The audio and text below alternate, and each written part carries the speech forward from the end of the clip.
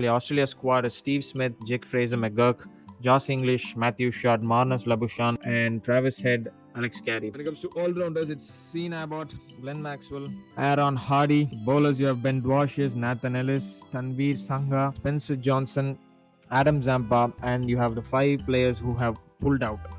I don't know how to look at this. How would teams look at this, and the management, the Australian management themselves would look at it.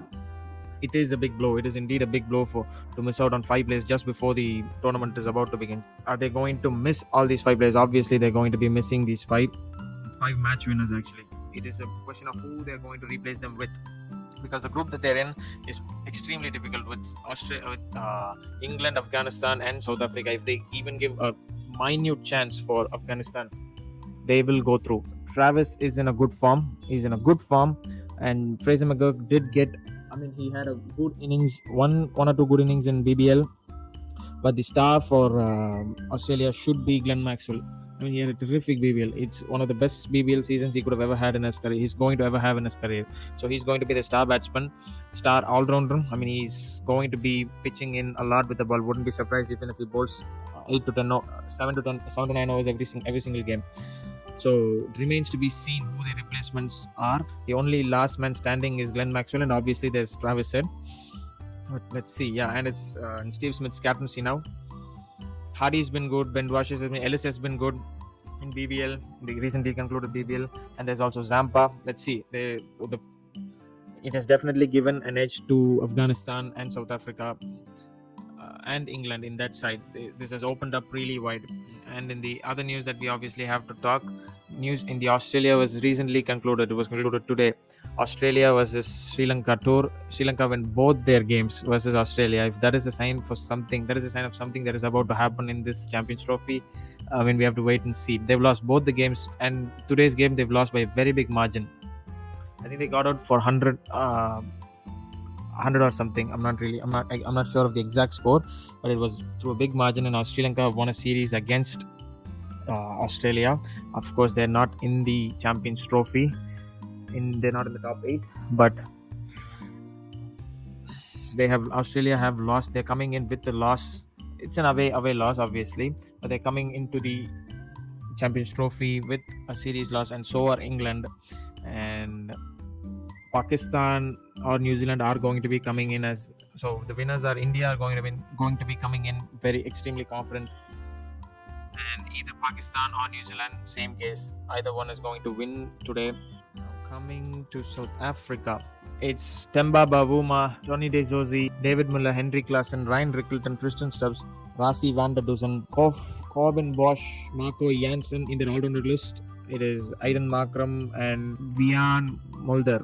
And in the bowlers list is Maharaj, Ngidi, Tabriz Samzi, Kagiso Rabada, and they have to get in a replacement for Hendrik Notgia. Klassen has been in a terrific form in the SA20. So has Ryan Rickleton, and Stubbs has been okay. Van der Dusen has been okay. Bavuma has been in a good form. The batting is really set, really looking lively, and it's full of runs. Markram has been in an extremely poor form. He's been getting out to a lot of golden ducks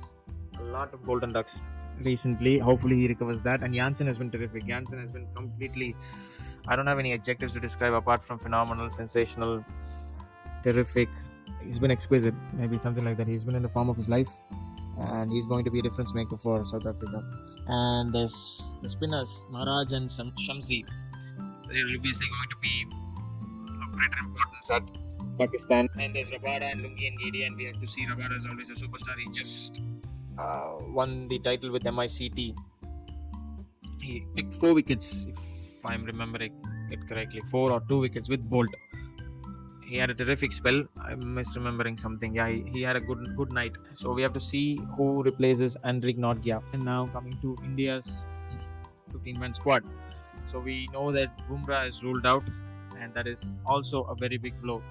Not as big as a blow like it is for the Australian side, but it is a big blow for India as well.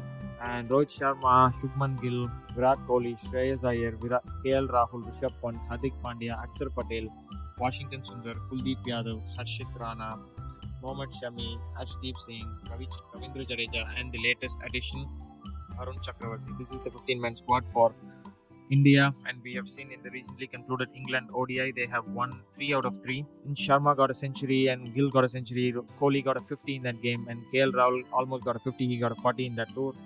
And Punt is the new addition over here from that from those 3 games. And Pandya did not have a good outing versus England, and hopefully they'll be looking forward to for some of his heroics. Akshar Patel had he had an outstanding outstanding series with the ball, with the bat, complete all-round performance. So was Shreyas. Those two had probably series of their lives. And Washington, Kuldeep, Harshit Rana, who's been amongst the wickets, and Mohammad Shami, who's recovering from an injury. He's back. What can you expect? He's slowly coming up. He's slowly coming up to his fitness. And there's Ashdeep.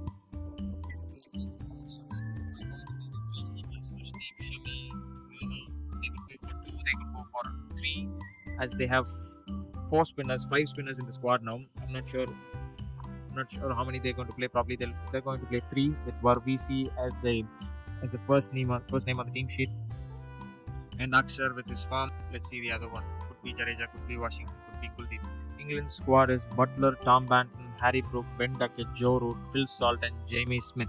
This is a batting list, and all-rounders is Brighton Cars, Lime Livingston, Jamie Overton, and Jacob Bethel has been withdrawn. He won't be available. Banton will probably take his place. And in the bowlers list, there's Archer, Gus Atkinson, Saqib Mahmood, Adil Rashid, Mark Wood. This is their list, and we know how they did in the recently concluded games versus India. Brook was out of sorts. He was not looking himself. The ray of shine for them is Joe Root. Joe Root has been sensational in BBL. He's proved himself as an able white ball batsman in that. Phil Salt had a good outing, probably scored over 120 runs in versus India in all 3 games. Butler, on and off, we should see. And there's Scars, Overton, Lime Livingston. We don't know who the replacement is going to be for Jacob Bethel. Livingston had an off series, so did Overton. He did not get to play all 3 games. Overton, CSK fans' favorite, Jamie Overton.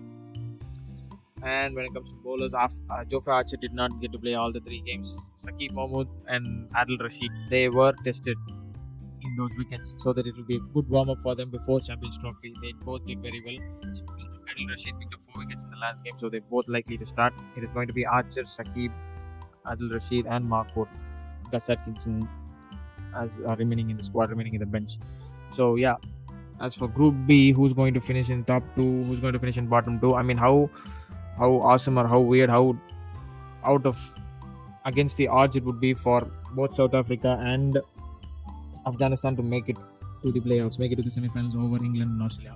These two are the recent World Cup winners, recent 50-over World Cup winners. For them to knock these two out in the group stage and then come over, it is going to be something. It is going to take some mental and technical level. I am obviously going for both Afghanistan and South Africa to come out, as Australians have 5 of their main guys out, and England in the recently concluded India tour, they did have weaknesses from their side.